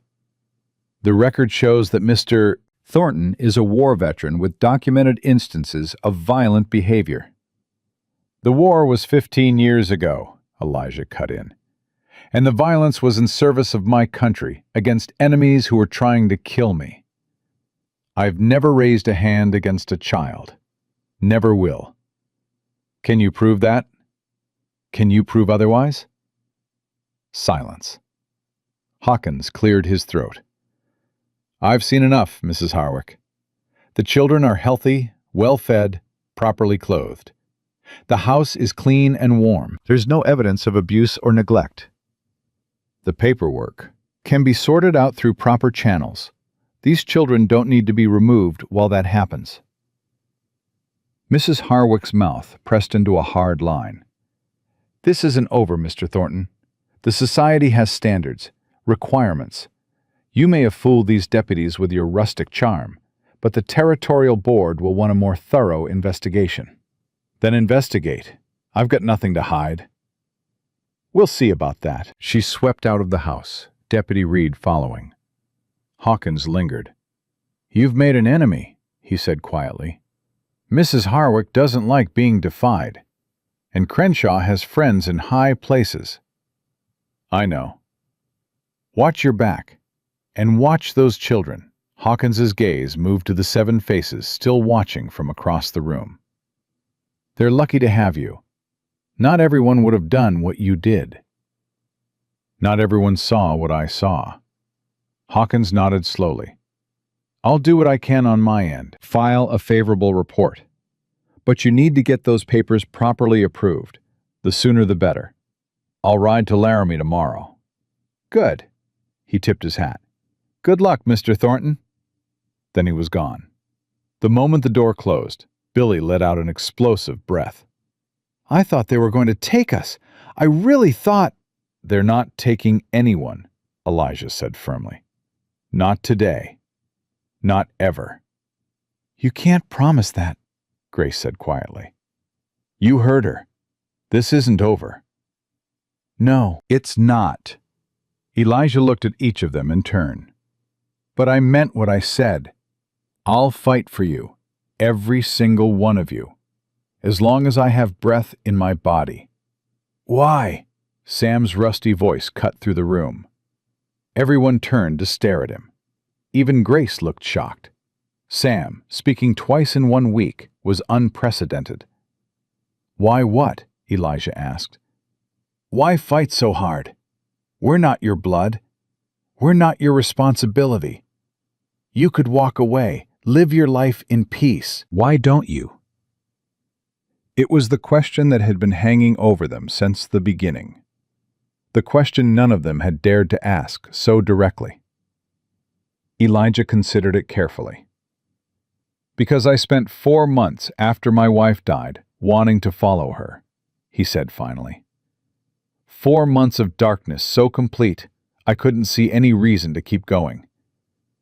And then I walked onto that platform and saw 7 children who'd been told they had no value, no worth, no future. And I thought, if I can give them what they deserve, if I can prove that the world was wrong about them, then maybe my life still means something. He paused, his throat tight. You didn't save me because I saved you. You saved me just by existing, by giving me something to fight for when I'd forgotten how. So don't ask me why I'm doing this. You're the answer. Silence. Then Abby broke away from the group and ran to him, throwing her small arms around his legs. One by one, the others followed. Billy crashing into him with characteristic force. Hannah with quiet tears on her cheeks. Maddie with solemn acceptance. Lucy came last, hesitant and trembling. She stopped a few feet away, her huge eyes locked on his face. Elijah crouched down to her level. It's okay, Lucy. You don't have to... She launched herself at him, burying her face in his shoulder. And then, so softly he almost missed it, she spoke. Papa. One word, the first word she'd said in who knew how long. Elijah held her tight, tears streaming down his face, surrounded by 6 other children who'd chosen him just as surely as he'd chosen them. Grace stood apart, watching. The last holdout. The one who'd learned too well that hope was a weapon that could be turned against you. Elijah met her eyes over the tangle of small bodies. I know you can't trust yet, he said. I know it's too soon. But I'll wait, however long it takes. Grace's composure cracked, just a little, just enough. Maybe, she whispered. Maybe you really are different. Maybe I am. She didn't join the embrace, but she didn't leave either, and for now, that was enough. The ride to Laramie took 2 days through bitter cold and treacherous trails. Elijah left before dawn, Tom Walker's promise to check on the children ringing in his ears. Grace had stood on the porch watching him go, her face unreadable. The younger ones clustered behind her like chicks around a hen. "Come back," Abby had called out, her small voice carrying across the frozen air. "Promise you'll come back." "I promise, sweetheart. 3 days, 4 at most." But promises were fragile things, and Elijah knew better than anyone how easily they could shatter. The territorial court in Laramie was a grim building that smelled of old paper and stale tobacco. Elijah spent his first day navigating the maze of clerks and officials, each one pointing him to someone else, each one requiring different forms and signatures and fees. By the second day, he'd finally reached Judge Cornelius Blackwood's office. The judge was older than Elijah expected, with silver hair and eyes that had seen too much to be easily fooled. He reviewed the guardianship papers in silence, his expression giving nothing away. 7 children, Blackwood said finally. "That's ambitious, Mr. Thornton." "It's necessary, Your Honor. Necessary." The judge set down the papers.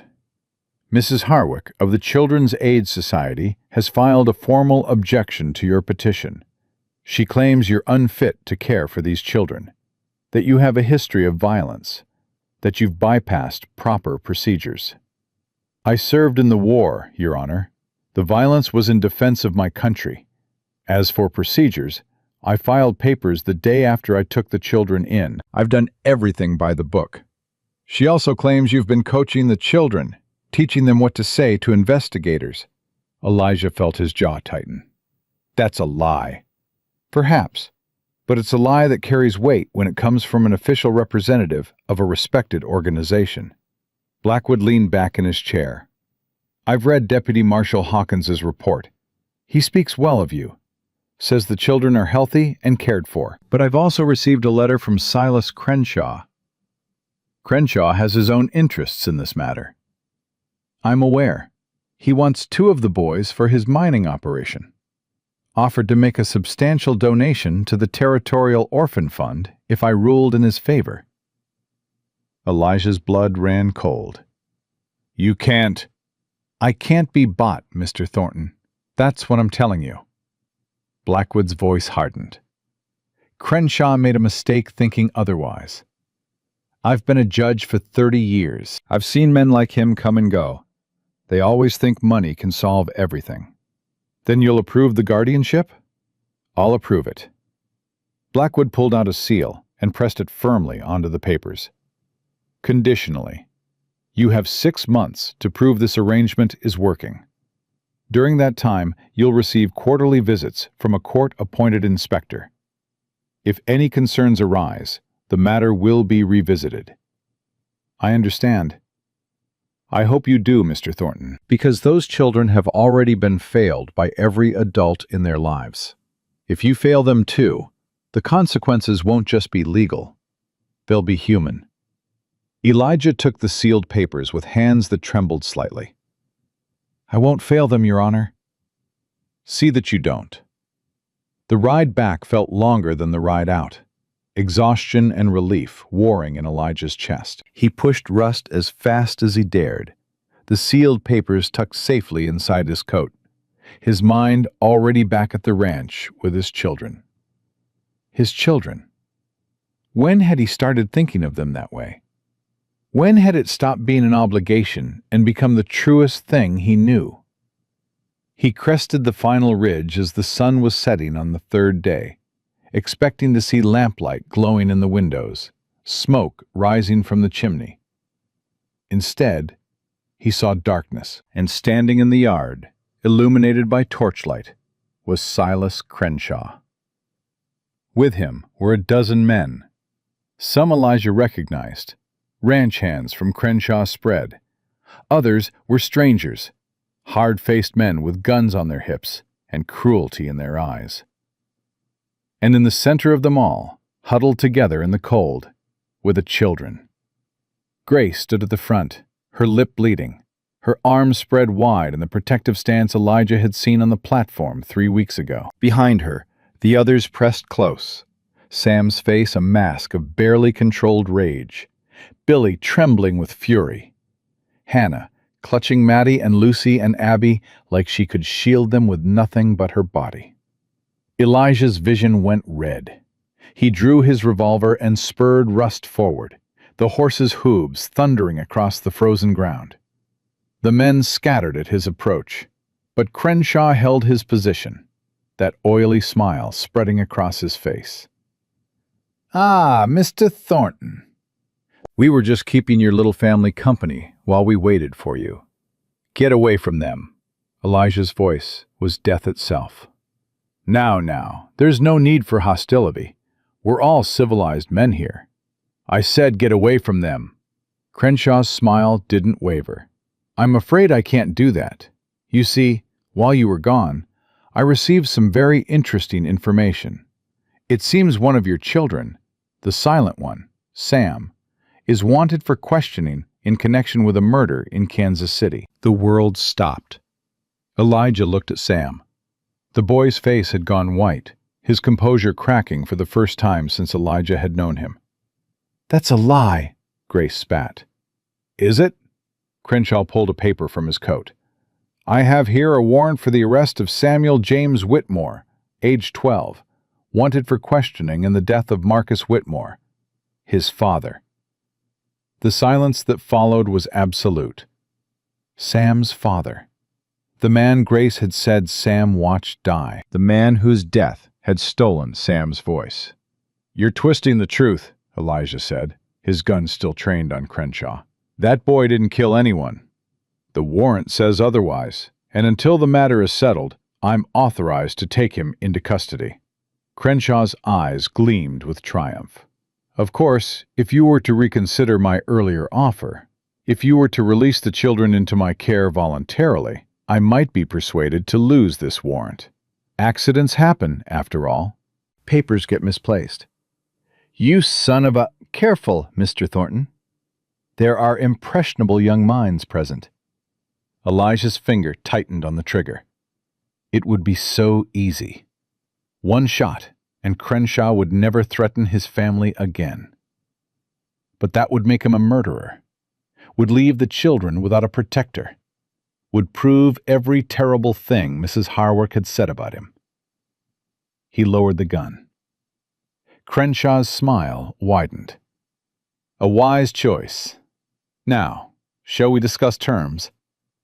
"No." The voice came from behind Elijah. He turned to see Tom Walker riding up, badge glinting in the torchlight, followed by Deputy Marshal Hawkins and 4 other men. "This ranch is under territorial protection," Hawkins announced, his voice carrying across the yard. "Mr. Thornton's guardianship has been approved by Judge Blackwood himself. Any attempt to remove these children without proper legal process will be considered kidnapping." Crenshaw's face twisted with rage. "That warrant is 3 years old and has already been dismissed by the Kansas City court." Hawkins held up a telegram. "I checked. The boy was questioned and cleared. His father was killed by debt collectors when Samuel was 10 years old. The boy tried to intervene and was nearly killed himself. He's not a suspect. He's a victim." Elijah felt the world tilt. He looked at Sam, at this child who'd been carrying that weight alone for so long, who'd watched his father murdered and been blamed for it, who'd lost his voice to trauma so deep it might never fully heal. "You knew," he said to Crenshaw. "You knew that warrant was invalid. You used it anyway." "I used what tools were available to me. You used a child's worst nightmare as a weapon." Elijah stepped forward, and something in his face made Crenshaw's men back away. "You dug up the worst thing that ever happened to him and threw it in his face in front of his family. For what? Land? Money? Power?" "I'm a businessman, Thornton. I do what's necessary." "You're a monster, and I swear to God, if you ever come near these children again, I will end you, law or no law." Consequences or no consequences. I will end you. Crenshaw's smile finally faltered. He looked at the men around him, at Hawkins and Walker and the others, and saw no support. Just cold judgment. "This isn't over," he said, but the words lacked conviction. "Yes, it is." Hawkins stepped forward. "Mr. Crenshaw, I am placing you under arrest for attempted kidnapping, harassment, and conspiracy to commit fraud. You have the right to remain silent." The next few minutes passed in a blur. Crenshaw sputtering protests, his men melting away into the darkness. The official process of arrest and documentation playing out in the cold night air. But Elijah wasn't watching any of it. He was on his knees in the frozen dirt, surrounded by 7 children who clung to him like he was the only solid thing in a world that kept trying to wash them away. "You came back," Abby sobbed into his shoulder. "You came back, you came back, you came back." "I told you I would, sweetheart. I promised." "He said you weren't coming. The mean man. He said you'd left us like everyone else." He lied. Elijah pulled back to look at each of them, checking for injuries, for trauma, for breaks in the spirits he'd worked so hard to mend. "I will never leave you. Do you understand? Never." Grace stood apart, her arms wrapped around herself, her bleeding lip trembling. She looked younger than she had in weeks, more vulnerable, more afraid. "Grace." She shook her head, not meeting his eyes. "I couldn't stop them. I tried, I fought, but there were too many and they—" Her voice broke. "They just walked right in, like we were nothing, like everything we'd built was nothing."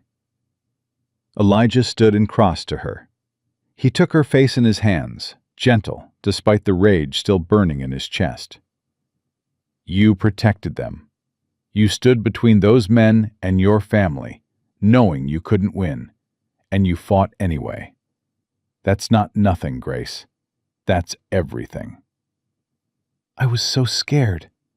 I'm always so scared. I have to be strong for them. But I'm so tired of being scared." "Then let me be scared for you sometimes. Let me carry that weight. I don't know how to do that. I don't know how to stop being the one who holds everything together. You learn, day by day, the same way I'm learning to be a father." Elijah wiped the blood from her lip with his thumb. "You're 14 years old, Grace. You shouldn't have had to grow up so fast. But you did. And now it's time to let yourself be a child again, even just a little." She stared at him, her defenses crumbling. And then, for the first time since he'd met her, Grace Whitmore let herself cry. Not the controlled tears of someone managing their emotions, not the silent weeping of someone afraid to be heard. Real tears, loud and messy and raw. The grief of a child who'd been carrying an impossible burden for far too long. Elijah pulled her into his arms and held her while she sobbed. The other children gathered around, forming a protective circle, the same way they'd circled around each other on that platform. But different now, stronger, united not just by shared trauma, but by shared love. "I've got you," Elijah murmured into Grace's hair. "I've got all of you. You're safe now. You're home."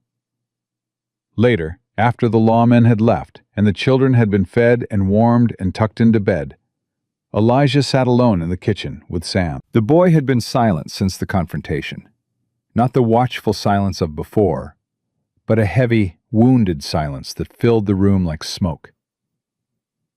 "You don't have to talk," Elijah said, "but I want you to know something. What happened to your father wasn't your fault. Not then, not now, not ever." Sam's hands clenched on the table. "I've seen men die, Sam. In the war, after the war. I've seen death up close, and I know what it does to the people left behind. The guilt, the wondering if you could have done something different, if you'd been faster, stronger, braver." A muscle jumped in Sam's jaw. "The answer is no. There's nothing you could have done. You were a child, facing grown men with weapons. The fact that you tried to save him, the fact that you survived, that's not something to be ashamed of. That's something to honor. I couldn't protect him, Sam's voice cracked, rusty and broken.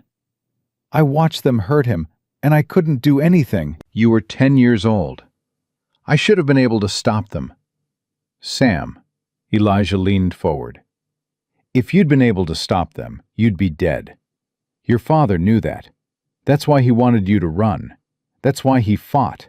Not to save himself, but to give you time to escape. How do you know that? Because it's what any father would do. Elijah's voice roughened. It's what I would do, for any of you.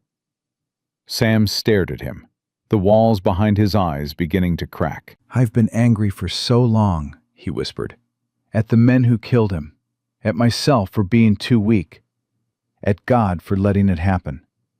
I've been so angry I couldn't even speak. The words just stopped. And now? Now I don't know. I'm still angry. But I'm tired, too. Tired of being silent. Tired of being alone with it. You're not alone anymore, Sam. You haven't been since you stepped off that train. I know. Sam's eyes welled with tears he'd been holding back for years. That's the part I can't figure out. Why you? Why now? Why would you want a broken kid who can't even talk? Because you're not broken. You're wounded. There's a difference. Elijah reached across the table and gripped Sam's shoulder. Broken things get thrown away. Wounded things get healed. And healing takes time and patience and someone who gives a damn. I give a damn, Sam. About you, about all of them. And I'm not going anywhere. Sam's composure finally shattered. He lurched forward, and Elijah caught him, holding the boy as 12 years of grief and rage and terror came pouring out in harsh, gasping sobs. I miss him, Sam choked out. I miss my dad so much. I know, son. I know. They stayed that way for a long time, the fire crackling softly, the wind whispering outside. A man who'd lost his wife, and a boy who'd lost his father, finding in each other something neither had expected to find again. Family. The next morning dawned clear and cold, winter sunlight streaming through windows Grace had finally allowed to be opened. Elijah stood on the porch, coffee in hand, watching the children emerge from the house one by one. Billy, already bouncing with energy, raced toward the barn to check on the horses. Hannah followed at a more sedate pace, Maddie beside her, their heads bent together in quiet conversation. Abby burst through the door and launched herself at his legs. "Morning, Papa!" Papa. She'd started calling him that after the confrontation with Crenshaw, and the word still made his chest ache in the best possible way. "Morning, sweetheart." Lucy came next, moving slowly, her huge eyes still wary. But she paused beside Elijah, reached up, and touched his hand. "Morning," she said softly. It was only her second word in 3 weeks, but it landed like a benediction. "Good morning, Lucy." Sam emerged last, looking exhausted, but somehow lighter. He nodded at Elijah, a silent acknowledgement of everything that had passed between them, and headed for the barn. Only Grace remained inside. Elijah found her in the kitchen, standing at the window, staring out at nothing in particular. "You should eat," he said. "Not hungry." "Grace?" "I've been thinking." She turned to face him, and her expression was different than he'd ever seen it. Open, vulnerable, young. "About what you said last night. About letting myself be a child again." "And? I don't know if I can. I don't know if there's enough of that left in me." She wrapped her arms around herself. "But I want to try. If you'll help me, I'll help you." Elijah crossed to her and put his hands on her shoulders. "Whatever you need, however long it takes. Even if I push you away, even if I test you and doubt you and make everything harder than it needs to be, especially then. Grace's eyes welled with tears. Why? Why would you put up with that? Because that's what parents do. They put up with the hard parts, because the good parts are worth it. He smiled gently. And Grace, the good parts are really, really worth it. She stared at him for a long moment. Then, slowly, hesitantly, she stepped forward and wrapped her arms around him. Thank you, she whispered, for not giving up on us. Never. Elijah held her tight, this fierce, wounded girl who'd been carrying the weight of the world since long before she should have had to. Never, Grace. You're my daughter now. All of you are my children. And family doesn't give up. They stood there in the morning light, the sounds of the other children drifting in from outside. Billy's laughter, Hannah's gentle voice, Abby's excited chatter. The sounds of a family being born. Spring came slowly to Wyoming, creeping across the frozen land like a promise that had almost been forgotten. Elijah stood at Sarah's grave on the first truly warm morning, the children scattered across the property behind him. He could hear Billy's laughter from the barn, Hannah's gentle voice singing as she worked in the garden, the younger ones playing some game that involved a lot of running and shrieking. "You should see them now," he said quietly to the headstone. "They're different, stronger, happier." Grace smiled yesterday. Really smiled, not the fake one she uses when she's trying to hold everything together. And Sam told a joke at supper. A joke, Sarah. The boy who didn't speak for 2 years told a joke, and everyone laughed, and he looked so surprised, like he'd forgotten he could make people happy. The wind stirred the new grass around the grave, carrying the scent of wildflowers just beginning to bloom. I wish you could meet them. Abby especially. She looks so much like Emily. But she's got your spirit, that stubborn, beautiful, never-give-up spirit.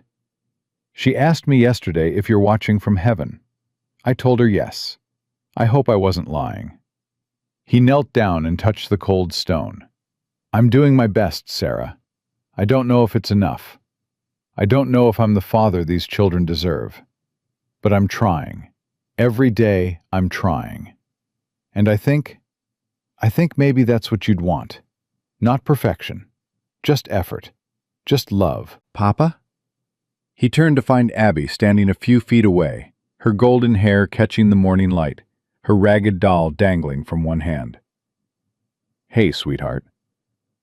Are you talking to the pretty lady? Yeah, I was telling her about you. Abby moved closer, her small face serious. What did you tell her?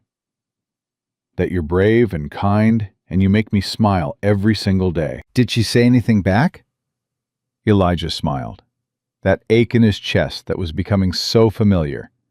Grief and love tangled together so tightly he couldn't separate them anymore. She said she's proud of you, and she's glad you found your way home. Abby considered this, then nodded with satisfaction. Good. I'm glad she's glad. She held out her free hand. Hannah says breakfast is ready. She made biscuits, the good kind with honey. Elijah took her hand and let her lead him away from the grave, back toward the house where 6 other children were waiting, back toward the life he'd built from the ashes of everything he'd lost. The court inspector came in late April, a tired-looking woman named Mrs. Crawford, who had clearly seen too much suffering to be easily impressed. She spent 3 days at the ranch, observing everything.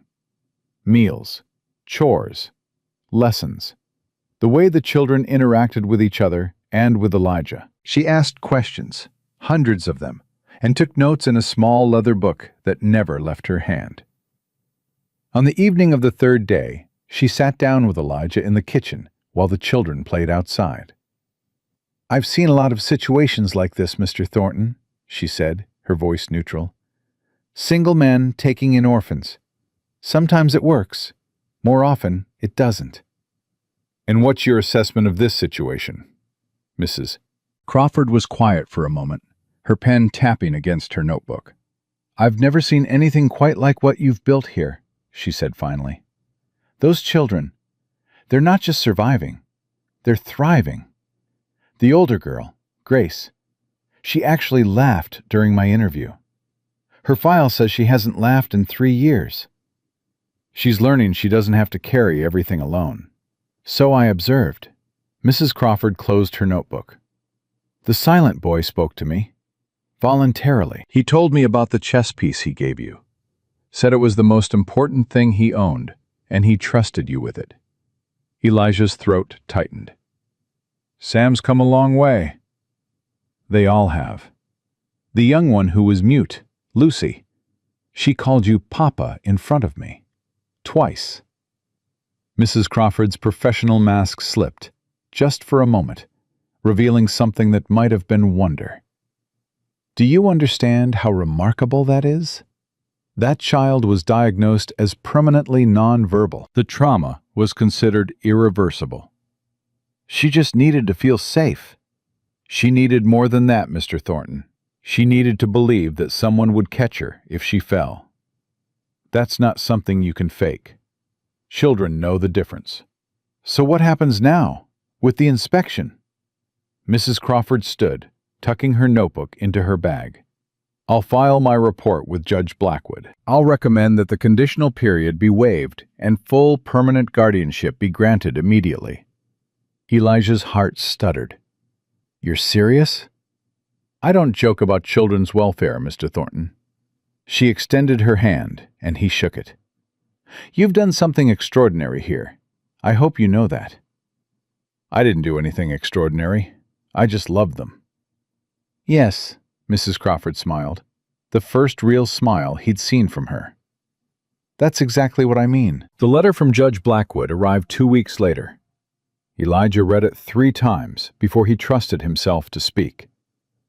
Then he gathered the children in the living room, his hands trembling, his heart pounding so hard he could barely breathe. What's wrong? Grace asked immediately, her old wariness surfacing. What happened? Nothing's wrong. Elijah held up the letter. This is from Judge Blackwood, the court. 7 faces went pale. Billy stepped closer to Sam. Hannah pulled Maddie and Lucy against her sides. Abby's grip on her doll tightened. He says... Elijah's voice cracked. He cleared his throat and tried again. He says the conditional period has been waived. He says Mrs. Crawford's report was the most positive she's ever filed in 20 years of inspections. He says... What? Grace whispered. What does he say? Elijah looked up at his children, because that's what they were now, officially and forever, and felt tears spilling down his cheeks. He says, you're mine. Legally. Permanently. Irrevocably mine. All of you. The adoption is final. No one can ever take you away again. Silence. Then Abby let out a shriek of joy and launched herself at him. Billy followed a second later. Then Hannah. Then Maddie. Lucy came more slowly, but she came, wrapping her thin arms around his waist with surprising strength. Sam stood frozen, his face a mask of disbelief. You mean, we're really... You're really my children, Sam, in every way that matters. The boy's composure shattered. He crossed the room in 3 quick strides and threw his arms around Elijah, holding on like he was afraid to let go. Only Grace remained apart, standing by the window, her face unreadable. Elijah gently disentangled himself from the others and crossed to her. Grace? I don't... She shook her head, her voice breaking. I don't know how to feel. I've wanted this so badly for so long. A real family. A real home. But I was so sure it would never happen. I was so sure. That someone would take it away? She nodded, tears streaming down her face.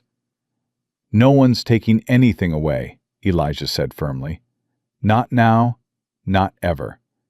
This is your home, Grace. You're my daughter. And nothing is going to change that. Grace looked at him, all her walls finally crumbling. Papa, she whispered. It was the first time she'd called him that. Elijah pulled her into his arms and held her while she sobbed. 16-year-old Grace, who'd been a mother to 6 children before she was old enough to be one. Fierce Grace, who'd fought grown men to protect her family. Wounded Grace, who'd finally allowed herself to be someone's child again. I've got you, he murmured. I've got all of you. Forever. That night, after the celebrations had wound down and the younger children had been put to bed, Elijah sat on the porch with Grace and Sam, watching the stars come out. What happens now? Sam asked quietly. What do you mean? I mean, we're a family now, officially. So what happens next? What does our life look like? Elijah considered the question. I suppose it looks like this. Working the ranch together. Learning and growing together. Having good days and bad days, but facing them together. That's it? Grace sounded almost disappointed. Just normal life? Normal life is a gift, Grace. Trust me. After everything we've all been through, normal is the greatest blessing we could ask for. She was quiet for a moment, then nodded slowly. I guess I never really knew what normal felt like. Not since I was little. Then we'll figure it out together, all of us. Sam leaned back, his face tilted toward the sky. The stars look different now. Different how? I don't know. Less cold, maybe. Less far away. He glanced at Elijah. That probably sounds stupid. No, it doesn't. I know exactly what you mean. They sat in comfortable silence, 3 wounded souls who'd found their way to each other through tragedy and chance and something that might have been grace. Papa? Grace's voice was soft, almost hesitant. Yeah? Thank you for not walking past us on that platform, for seeing us when everyone else looked away. I should be thanking you. You saved my life, Grace. All of you did. I was drowning before you came. You gave me a reason to swim. Summer arrived in a blaze of heat and possibility. The ranch had never looked better. Fences mended, barn repainted, Sarah's garden blooming with flowers that Hannah and Maddie tended with devoted care. The children had grown into their roles. Billy with the horses, Sam with the cattle, Grace managing the household with quiet efficiency. And Lucy, who had been silent for so long, was talking now.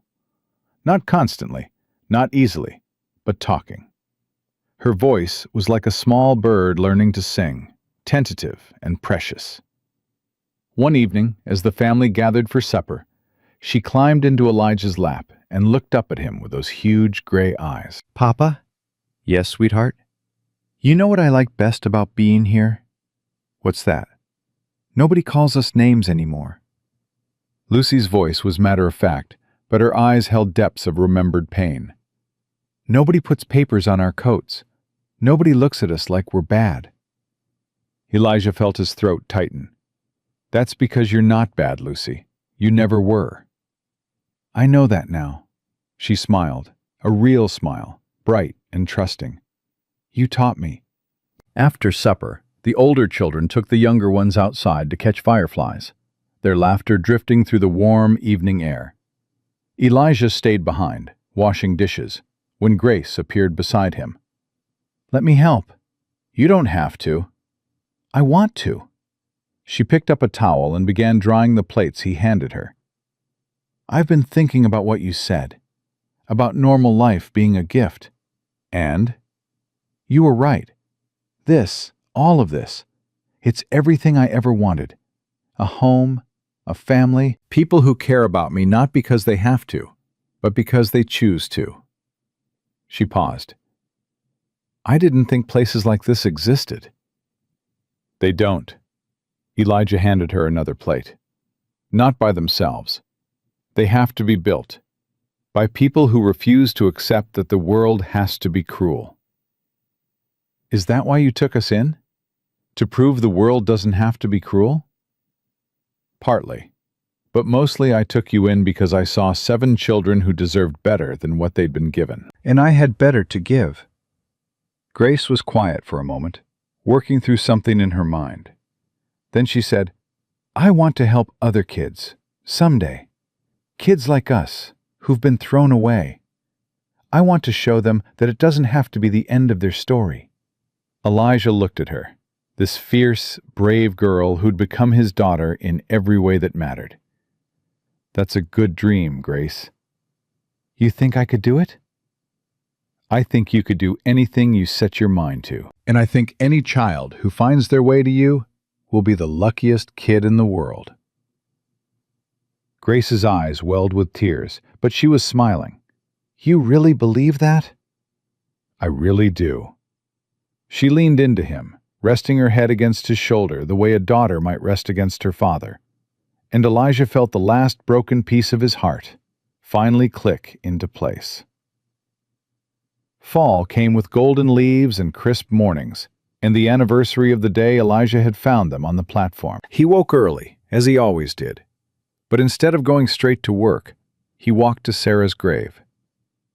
The children found him there an hour later, all 7 of them, standing in a solemn row. We wanted to come too, Billy explained, to say thank you. Thank you? To Mrs. Sarah. Abby stepped forward, clutching a handful of wildflowers. For sending you to find us. Maddie says she must have asked God to help, and God sent you. That's what I believe, Maddie confirmed, her dark eyes serious. The Lord works through people. He worked through you. One by one, the children approached the grave. Abby laid her flowers down with solemn care. Billy placed a small wooden horse he'd carved himself. Hannah contributed a ribbon from her hair. Maddie recited a prayer. Lucy whispered something too quiet to hear. Sam laid down his father's chess piece, the one he'd given to Elijah, then took it back with a small shake of his head, not ready to let it go completely. Grace went last. She knelt beside the headstone and placed her hand on the cold marble.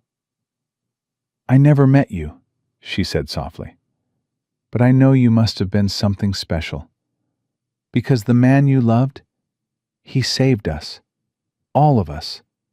He gave us a home and a family and a future. She paused, her voice thick. I promise I'll take care of him, the way he takes care of us. I'll make sure he's never alone again.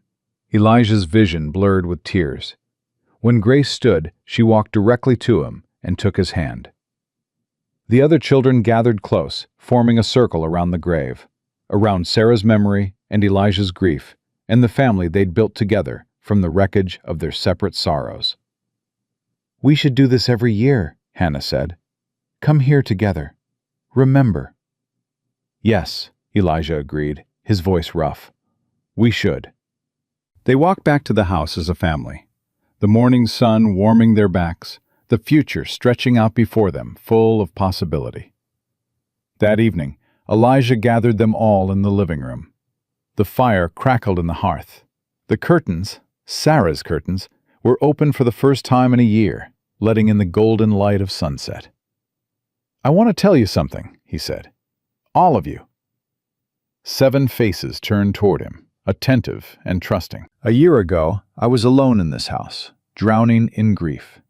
I'd lost my wife, my hope, my reason to keep going. I thought my life was over. He paused, looking at each of them in turn. Then I walked onto that platform and saw 7 children wearing labels that told lies about who they were. And something inside me, something I thought had died with Sarah, woke up. You saved us, Billy said. No, Elijah shook his head firmly.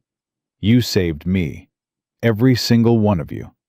by needing me, by trusting me, by giving me a reason to wake up in the morning. His voice cracked. I thought I was rescuing orphans, but the truth is, I was the orphan.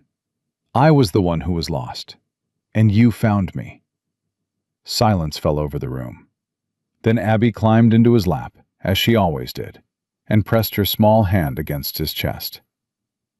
Your heart isn't sad anymore, Papa. I can feel it. No, sweetheart. It's not sad anymore. Elijah pulled her close, opening his arms to include the others as they gathered around him. It's full. For the first time in a long time, my heart is completely full. They stayed that way as the sun set and the stars came out. A man who'd lost everything, and 7 children who'd been told they were nothing, holding on to each other in a house that had become a home. The labels were long gone, crumpled and scattered by the wind on a cold December platform. But what they built in their place would last forever. Elijah looked at his children, at Grace's fierce devotion, Sam's quiet strength, Hannah's gentle spirit, Billy's wild joy, Maddie's old soul, Lucy's fragile trust, Abby's shining love, and knew with absolute certainty that this was exactly where he was meant to be. Not alone, not empty, not drowning in grief, but here, with them. A family forged not by blood, but by choice. Not by obligation, but by love. The wind still howled outside, as it always did in Wyoming. The world was still hard and cold, and full of people who would rather label children than love them. But inside this house, there was warmth. There was light. There was laughter and tears and the messy, beautiful chaos of 7 children learning to trust, and 1 man learning to live again. They had found each other when they needed it most. They had chosen each other when the world said they were worthless, and they had built something together that no one could ever take away. Because in the end, the labels didn't matter. The past didn't matter. The cruelty of strangers and the judgment of society, none of it mattered. What mattered was this moment, this family, this love. What mattered was that 7 children who had been called unwanted were wanted now, completely and forever. What mattered was that a broken man had found his reason to live, and 7 lost children had found their way home. They were Thorntons now, all of them, bound not by blood, but by something stronger, and that was everything.